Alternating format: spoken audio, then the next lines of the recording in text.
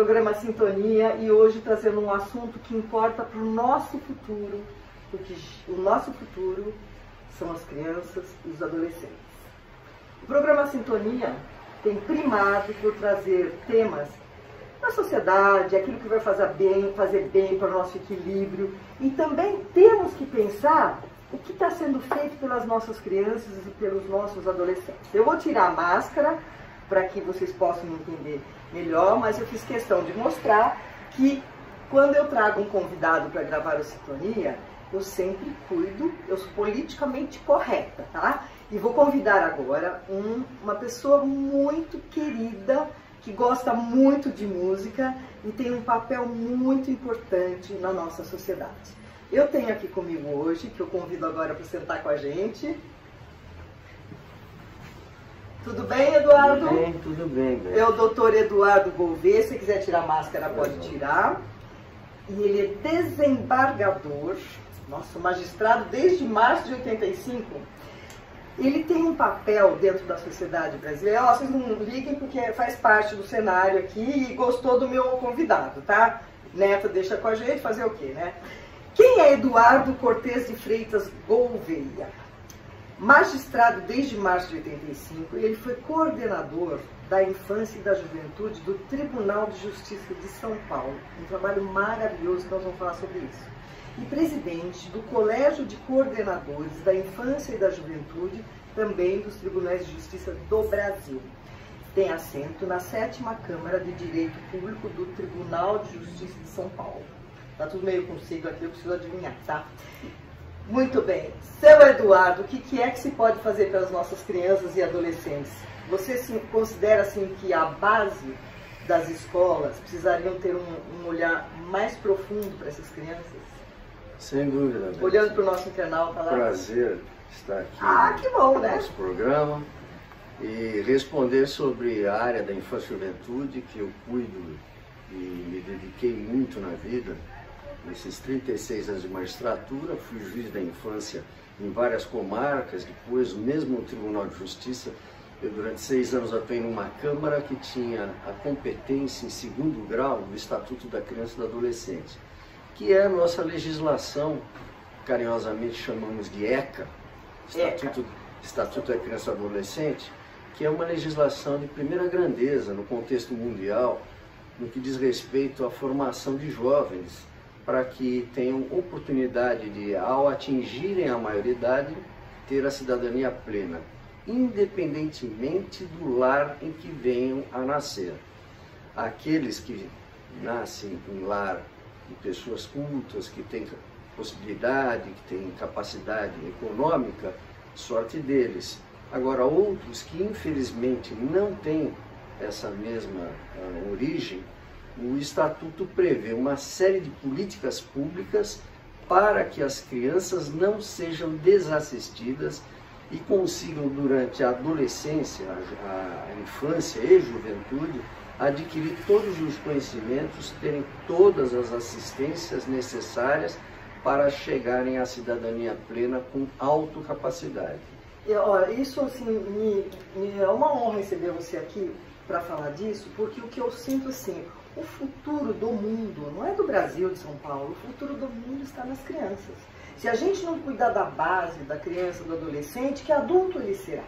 Uma pergunta, ECA, Estatuto da Criança e do Adolescente, existe há quantos anos? 31 anos. 31 anos? 10 de julho agora, ele completou 31 anos. Tá. E você fez parte desde o início disso tudo? Nós lutamos para que ele fosse promulgado a lei. Nossa, é mais do que eu esperava, gente. Que bacana. Porque na época que eu ingressei na magistratura, o que vigia era o Código de Menores, que era uma lei muito mais rígida, severa, que ela foi fruto de uma época que o Brasil ainda tinha um domínio dentro de uma situação de militarismo. Então, o Estatuto do Código de Menores, ele era muito mais impositor do que abrangente no sentido de verificar o direito das crianças para que fosse levado em conta, principalmente a personalidade do ser humano que ali existia. Só para dar uma comparação do ECA e do Código de Menores, na época do Código de Menores, uma criança que ficava abandonada pela família, ela estava em situação irregular. Um adolescente que praticava algum ilícito, um ato infracional, também estava em situação irregular.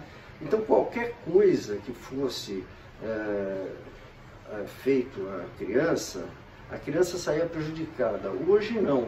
No Estatuto da Criança e do Adolescente, a criança é um ser de direitos que tem que ser preservados e relevados em conta dos direitos da família, porque muitas vezes a família prejudica a criança. E aí que as pessoas acabam interpretando que o ECA é uma legislação muito protetiva e que acaba fazendo com que a criança se torne, às vezes, detentora de direitos acima da família, mas não é isso. Sempre é sopesado para se verificar o que será garantido àquela criança no futuro. Quer dizer que a origem da ECA foi porque vocês não estavam contentes com o código que havia de adolescentes, então foi necessário criar esse novo... Exato, Na verdade, tudo começou porque o Brasil faz parte da ONU e da OEA. E as organizações das Nações Unidas e dos Estados Americanos, ela vinha estudando meios e formas de impor aos Estados-membros legislações que fossem mais protetivas aos direitos de crianças e de adolescentes. Então se criou a teoria da proteção integral. O Brasil acabou participando de uma série de tratados internacionais, os subscreveu e quando veio a nossa Constituição de 88, nas disposições transitórias, havia preceito de que o Brasil era obrigado a cumprir os tratados internacionais que seriam referendados em nosso ordenamento jurídico como leis e até mesmo como leis complementares à Constituição. Então foi nesse sentido que o Brasil, participando, por exemplo, das regras de Beijing, em Pequim, que foi feito em 1985, o Brasil subscreveu tudo que foi ali tratado e lá surgiu a teoria da proteção integral. Aquela que a Constituição Federal, no artigo 227, sintetizou todos os direitos da criança, que a criança era prioridade, que deveria ser assegurado tudo que fosse necessário. Exatamente. Né? E daquele artigo 227, foi que nasceu o ECA, alguns anos depois, 3 anos depois. Eduardo, me fala, o ECA, a criança, atinge criança e adolescente. Como é que a criança e o adolescente acessam o ECA? Como é que vocês fazem? Como é que vocês atuam? Eles têm casa de acolhimento? Eles têm alguma outra coisa? Tem várias formas. Bom, nós temos conselhos tutelares que deveriam cumprir seu papel no sentido de... Você fala deveriam porque não está cumprindo. Infelizmente ainda não é cumprido. Não há contento, né? Porque estão se esforçando. Os conselhos tutelares, eles existem no país, mas eles não têm uma formação técnica. Porque, na verdade, os conselheiros são eleitos pelo povo. Os eleitores votam e elegem os conselheiros. Mas o que nós vimos ao longo dessas décadas é que se tornou ser conselheiro tutelar um trampolim para depois entrar na política como vereador, depois como deputado e assim por diante. E na verdade o que nós gostaríamos? Que eles, conselheiros, fossem pessoas talhadas e preparadas para essa função que é nobilíssima, é uma função muito séria, porque ele vai ser um olheiro da cidadania para com todas as crianças que existem nas imediações, nos bairros e assim por diante, nos distritos onde eles atuam. E todas as irregularidades existentes, ele vai apurar, vai verificar e levar ao Ministério Público e ao juiz da infância e juventude, caso necessário. Ele pode atuar de uma maneira orientando as famílias no que vem fazendo errado, para evitar tomar medidas mais sérias. Mas quando necessário, ele vai levar ao promotor de justiça e ao juiz da infância, para que as medidas sejam tomadas, e essas medidas podem chegar até a destituição do poder familiar. Do pátrio poder? É. É mesmo? Então, o que você está falando, às vezes a pessoa não está tão bem preparada para o cargo. Isso não acontece então só nessa área, porque a gente vê em várias situações no Brasil que precisaríamos de gente bem mais capacitada, né? Exatamente. Deveria ter um curso de formação. Não existe. Não existe, infelizmente. Então tá aí uma ideia, hein, para começar a pensar nisso, já que você é tão ligada a esse espaço social, porque o trabalho do desembargador é genérico, mas quando ele tem um olhar direto para a criança e o adolescente, isso enobrece bastante, não é mesmo? É. Muito bom. Qual é a decisão que o Tribunal de Justiça de São Paulo deu sobre a necessidade de aumentar o número de vagas em creches e na pré-escola na cidade de São Paulo? Exato. Então, aí uma matéria que é o início de tudo, porque o ECA, ele tem a previsão de uma série de instrumentos para atender a cidadania no sentido de preservar crianças e adolescentes, direitos fundamentais. A nossa Constituição, ela prevê o auxílio maternidade já tão logo a criança nasce. Isso.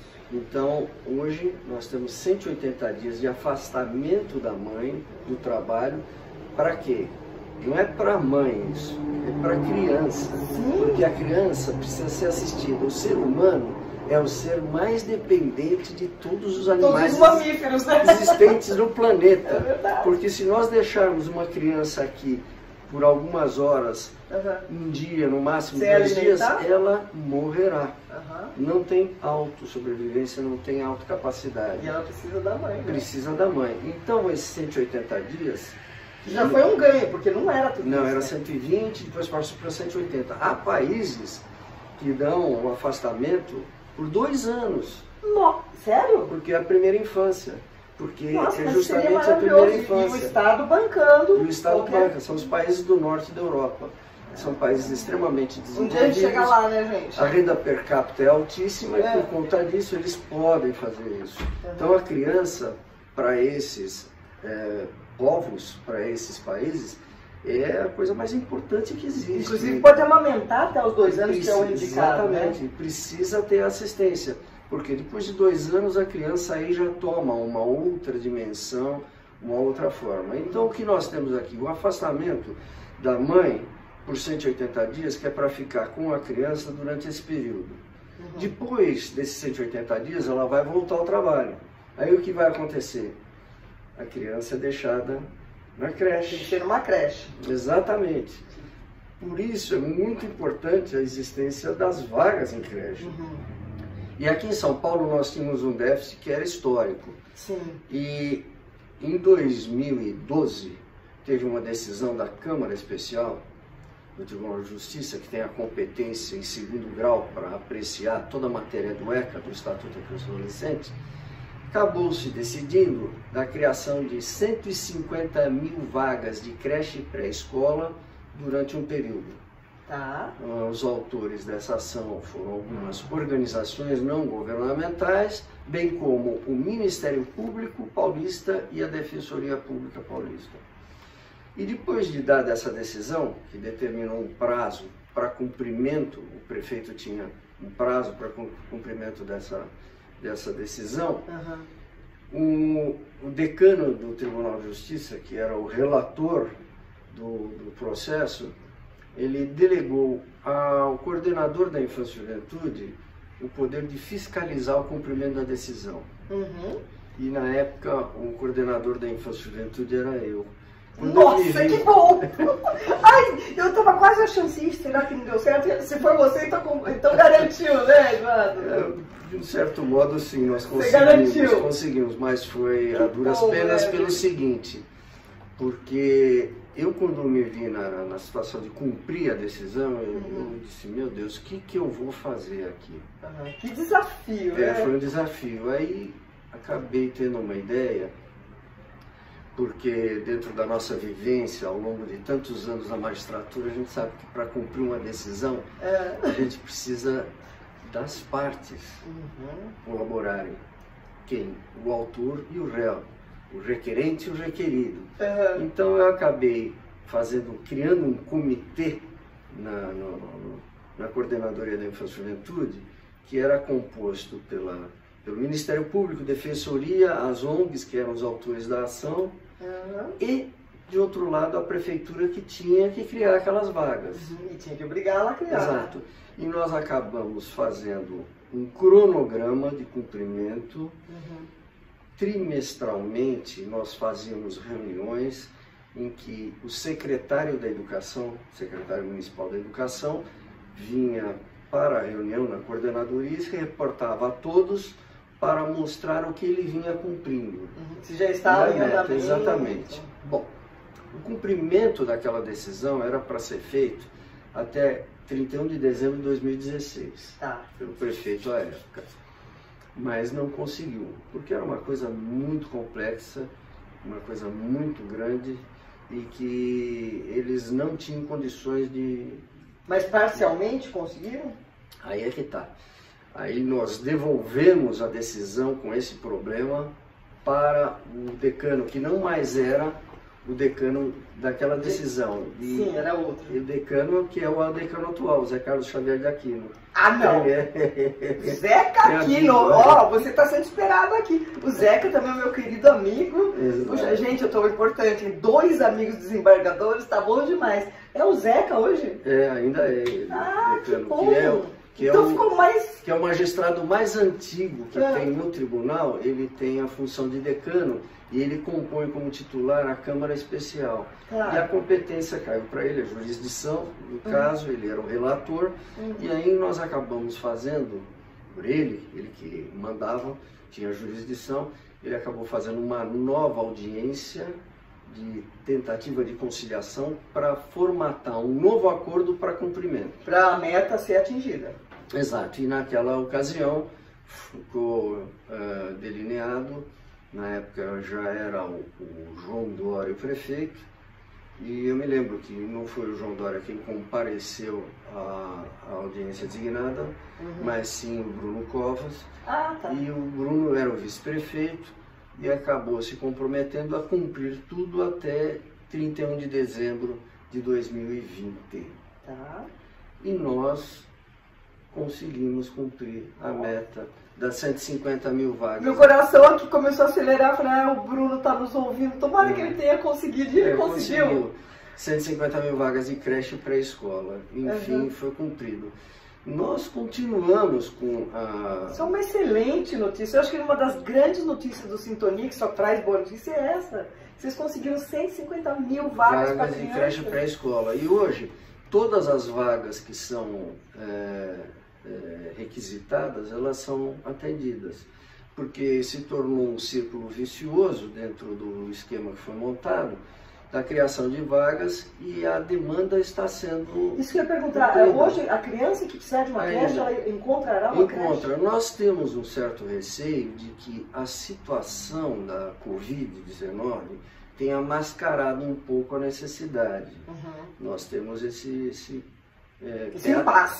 pé atrás, vamos dizer assim. Então nós estamos esperando a situação normalizar nos próximos meses para ver se a demanda realmente não está reprimida pela Covid e que se possa atender todas as necessidades de crianças E essas creches, elas vão de que idade até que idade? A creche vai de 6 meses a 2 anos. E depois passa-se a pré-escola.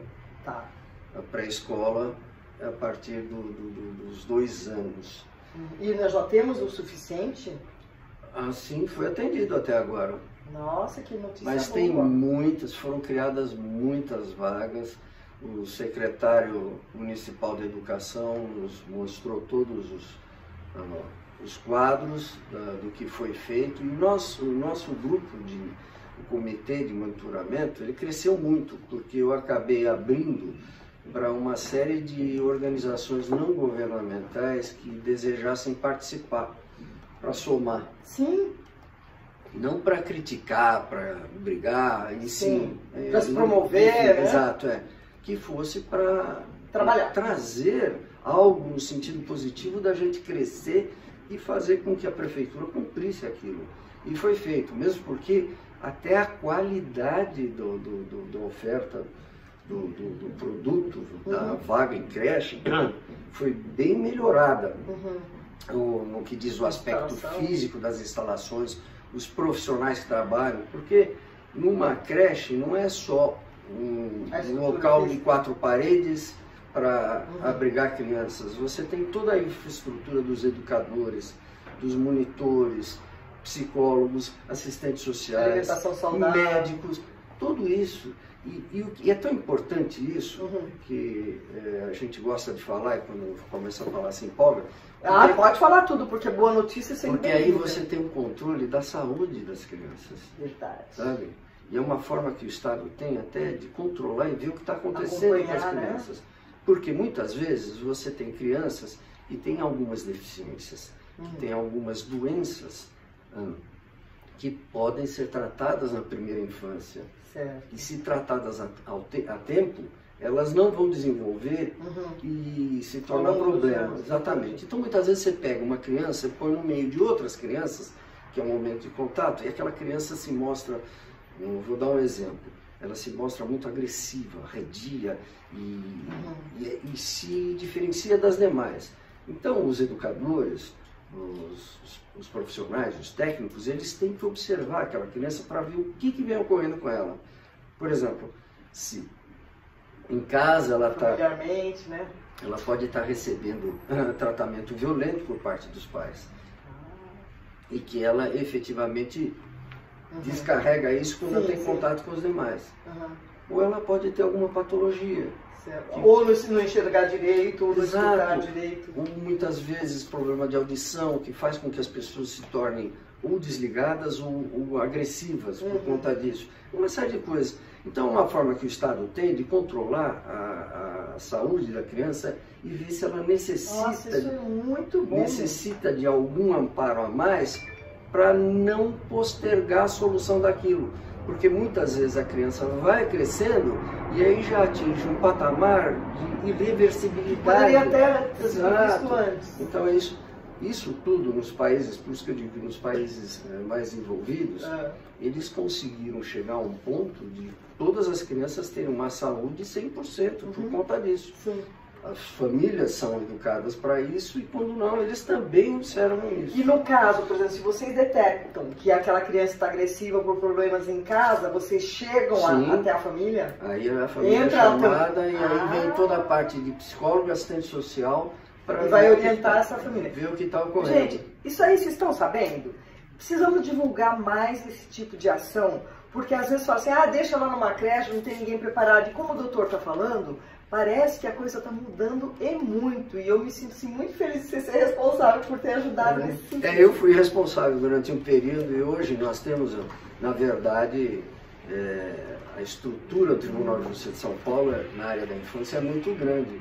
Nós temos aqui, ao todo, em São Paulo, 23 varas na cidade de São Paulo de Infância e Juventude. E em todo o estado existe 87 varas especializadas que dão conta em todas as grandes cidades da área da infância e juventude. Então, mas você está falando de São Paulo, a minha pergunta é, e Brasil? A nível de Brasil? A nível de Brasil, como é que está? Tem essa mesma proporção? Sim, tem. Eles têm às vezes o modelo bom se porque, na verdade, o que ocorreu? São Paulo é uma cidade que é um país. É um país. São quase 12 milhões de habitantes nessa cidade. 12 milhões supera a população de Portugal, a população da Holanda, a população de todos esses países que têm uma infraestrutura fantástica. Então nós aqui temos muitas dificuldades por conta dessa mega população. O Brasil em si, ele tem soluções mais rápidas em outras áreas.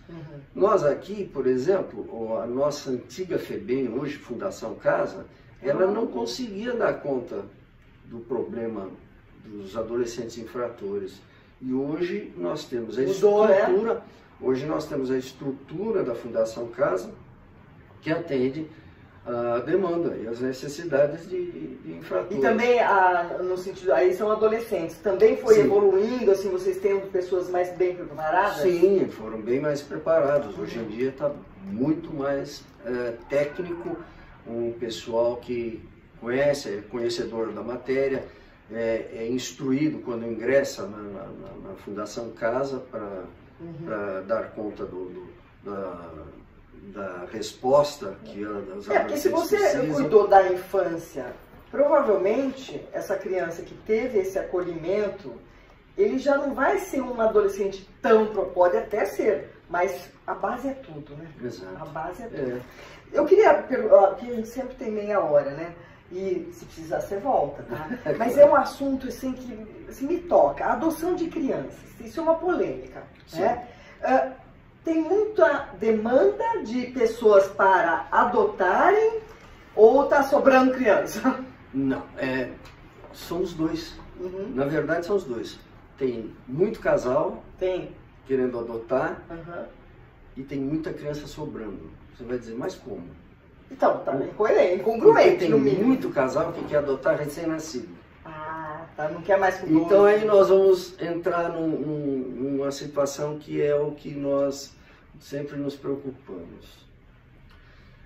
Quanto mais se demora para dar uma adoção, uma criança em adoção, e ela vai crescendo, menos possibilidade ela tem de ser adotada.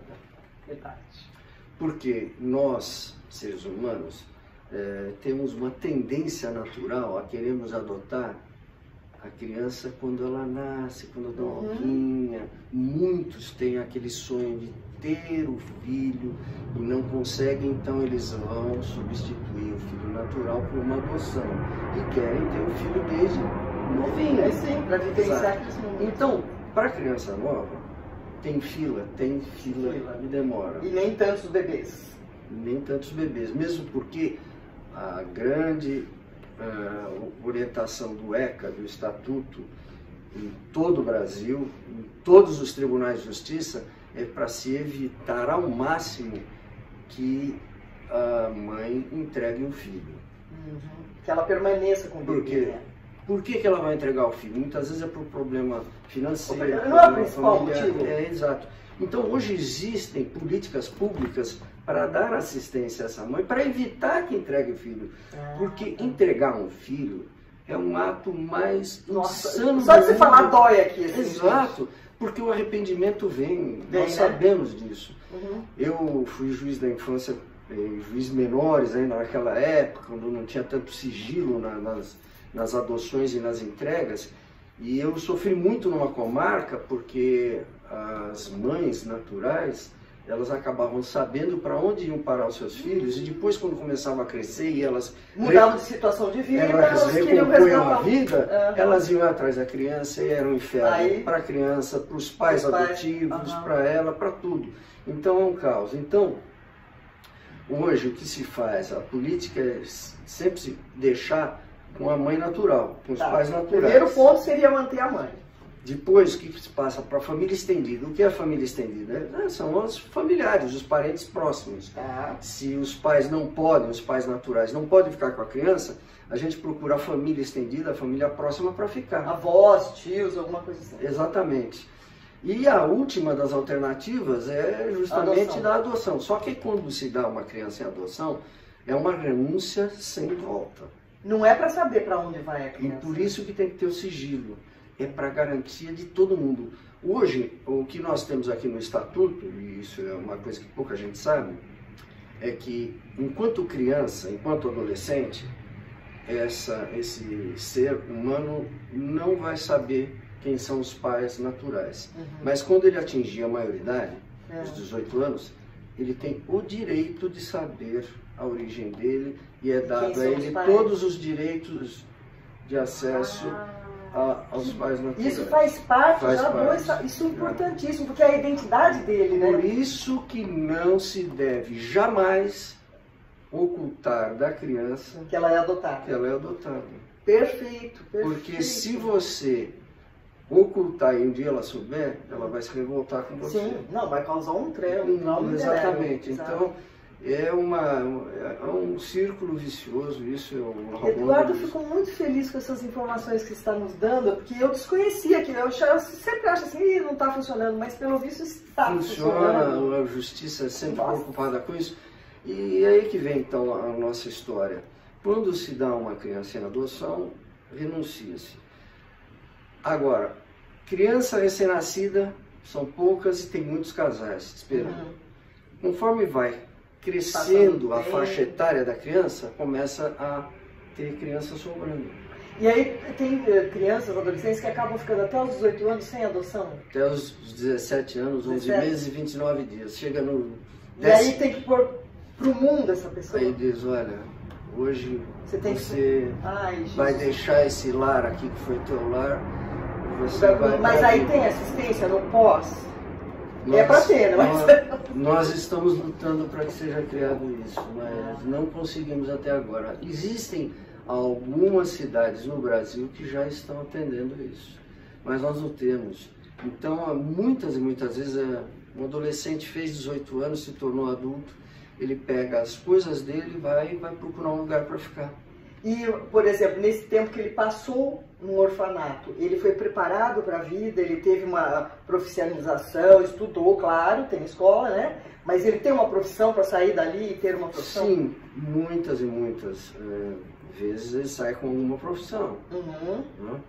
E seria importante, agora, né? O nosso mercado de trabalho é um mercado de trabalho... já não está tendo nem para aqueles filhos de pais presentes. Exatamente, né? É um problema muito sério. Então, tem que contar com a sorte, o fator sorte. São uma série de situações pisando em ovos, situação pantanosa, como a gente diz, estamos pisando um pântano que não se sabe o futuro.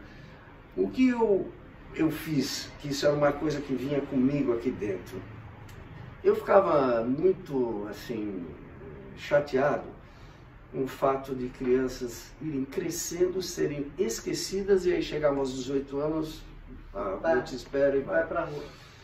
Então eu acabei pensando, as crianças chegam a uma determinada idade, elas entendem as dificuldades dela. E nós não podemos ocultar essa situação. A situação de fato tem que ser uma situação honesta sempre. Então chegamos ao ponto de eu e um grupo de juízes da infância do Brasil, de desembargadores que são coordenadores da infância e juventude do Brasil, nós acabamos instituindo a adoção aberta. O que é adoção aberta? O que é adoção aberta? Foi um dia uma coisa assim fantástica que depois que foi aprovado, os jornalistas me procuraram um dia e foram lá e eu disse, vocês podem mostrar essas crianças, o rosto das crianças. Aí eles, nossa, até hoje nós nunca pudemos mostrar, agora pode? Eu digo, agora pode, porque nós decidimos aqui que a partir dos 7 anos nós fazemos um trabalho de adoção aberta em que as crianças são perguntadas, conscientizadas e elas podem aceitar ou não participar dessa adoção aberta, em que casais vão procurar ter contato e fazer... tem sintonia, sinergia, né? E fazer o que é a coisa mais bonita que existe na humanidade, que é a afetividade. Ai, olha, gente, eu arrepiei agora. Por quê? Porque quando você vê uma pessoa e sente o amor é que te empolga para a vida. Então é mais ou menos isso. Agora, como é que você pode ter amor por um pedaço de papel em que você o nome da pessoa. Exatamente. Nossa, então, eu me emocionei agora. Eu sempre fui muito desse lado de dizer, as crianças têm que ter contato com os casais e vice-versa. Porque se tiver a empatia, o amor à primeira vista, vai dar certo? Dá certo e pode adotar. E com essa atitude da adoção aberta, houve como se aumentou o número de adoção de crianças acima de... Nós estamos, porque nós estamos com esse, aqui no estado de São Paulo, o Tribunal de Justiça foi criado o Adote um Boa Noite. Ah, exato, era o que eu ia perguntar agora. O que é o programa Adote um Boa Noite? Na gestão do desembargador Manuel Calças, quando ele foi corregedor-geral da Justiça, ele abraçou essa causa. Eu tinha comigo isso há vários anos e ele gostou da ideia e tinha um juiz que compunha a equipe dele, o Gabriel Sormani, que o irmão do Gabriel era de agência de publicidade. Então, o Gabriel trocando ideia com o irmão lá, eles chegaram à conclusão que eles tinham que fazer uma coisa de impacto. O nome é Adote um Boa Noite. Não, é simpático, Adote um Boa Noite.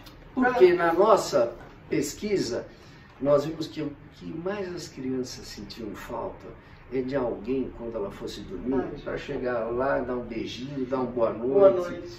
E aquilo para eles era uma coisa muito importante que faltava muito. Conclusão, então o nome ficou Adote um Boa Noite. E ele acabou ganhando o prêmio nacional, o Adote um Boa Noite. É mesmo? Parabéns para ele, né? É, exatamente, ele acabou ganhando. E nós temos o site, no site do Tribunal de Justiça. Quando a gente abre o site do TJSP, tem lá o Adote um Boa Noite, é só clicar... É www.adoteumboanoite. Não, é dentro do site. Pode ser também. Pode ser também, exatamente. Você vai lá e entra e tem todo o esquema, o que é possível. Você vai conhecer uma série de crianças que vão de 7 a 17 anos, seres humanos fantásticos, que têm inteligência, capacidade, têm afetividade, tem tudo, e estão lá aceitando serem adotados por alguém ou algum casal. Uma grande alma, né? Exatamente isso. Para nós é muito importante fazer esse trabalho. Eu acho que conseguir aprovar essa situação de adoção, para mim, valeu a minha carreira. Eu tô assim impressionado, eu tô emocionada, gente. Vocês me perdoem, meu apelido era Manteiga Derretida, tá? O cachorro foi atrás de você agora. Aqui é assim, a gente traz o desembargador e um cachorro tá junto. Hoje eu tô assim muito grata pela sua presença, porque... Pode vir mais pra cá. Não, é que eu não quero... eu trouxe um assunto que diz respeito a todos nós. Não dá para ficar insensível ao que está acontecendo de você ver uma criancinha de 4, 5 anos na rua, descalça nesse frio. Então, existe um acolhimento. E essa história do Adote um Boa Noite eu achei muito, muito interessante. Eu queria te parabenizar pelas notícias que você trouxe ao Sintonia. Nos 220 e poucos programas do Sintonia, sempre eu primei por trazer entrevistados que tivessem algo importante para dizer, conteúdo emocional, espiritual, para empreendedorismo. Mas hoje eu posso dizer que foi o programa que mais me tocou. Porque fala da criança. E a criança é o futuro do nosso país. E você está de parabéns. Mas assim, muito mesmo. Obrigado, Beth. Quero que você volte aqui para falar mais. Espero que as pessoas que assistem, eu sei tanta gente poderia estar adotando uma criança. Se eu tivesse condições, é que eu não tenho condições hoje, porque eu já estou com idade. Essa criança, se acontece alguma coisa comigo, ela não vai ter mais um lar que eu gostaria de oferecer. Mas tem tanta gente que poderia estar fazendo isso, não é mesmo? E só para esclarecer outra coisa, Beth, por exemplo, se a pessoa não tem condições de adotar, ela pode apadrinhar uma criança. E é outra versão que nós demos dentro desse mesmo contexto. É uma criança que vai ficar lá no abrigo ainda, tudo, mas vai ter contato, vai ser afilhado. Ela pode ser visitada? É visitada. Quando tem o Natal, ela vai passar com essa família para não ficar sozinha. Em alguns momentos, fins de semana, vai junto com essa família.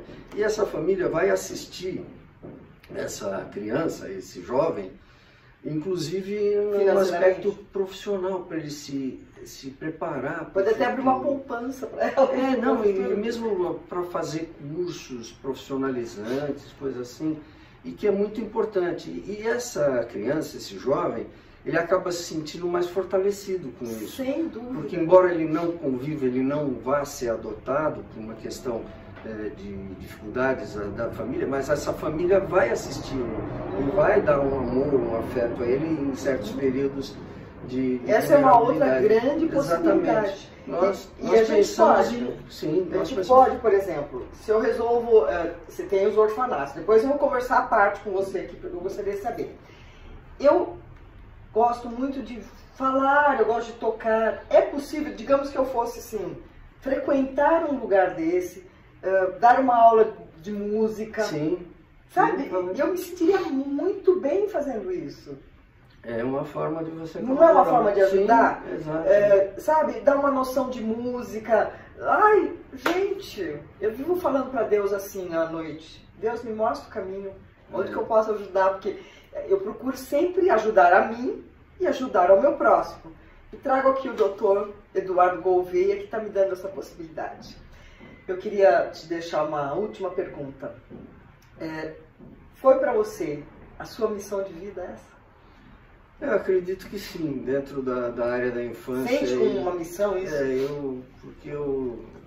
Por onde eu passei, eu sempre fui juiz de menores, depois juiz da infância, nas comarcas. Aqui mesmo em São Paulo, nós vamos deixar para um outro programa, para falar sobre os adolescentes infratores, porque chegou um dado momento da carreira que eu encarei a primeira vara especial da infância e juventude, que trata dos infratores aqui em São Paulo, e nós mudamos aquilo tudo lá. Então, já está combinado que ele vai voltar para falar dessa outra etapa. Exatamente, foi quando em 99 o governador era o governador Mário Covas, nós acabamos abrindo os olhos dele, ele reconheceu as falhas e a partir daí começou Você começou a mexer. Nós mexemos bastante. Gente, isso é gente que faz, né? Gente de atitude. Você pode deixar uma mensagem para os nossos internautas? Curtinha, que o nosso tempo já estourou. Acreditem no Poder Judiciário. Nós somos pessoas que gostamos do que fazemos, temos uma missão a ser cumprida, e embora muitas informações negativas ocorram a respeito do Poder Judiciário, na base o Poder Judiciário é seríssimo.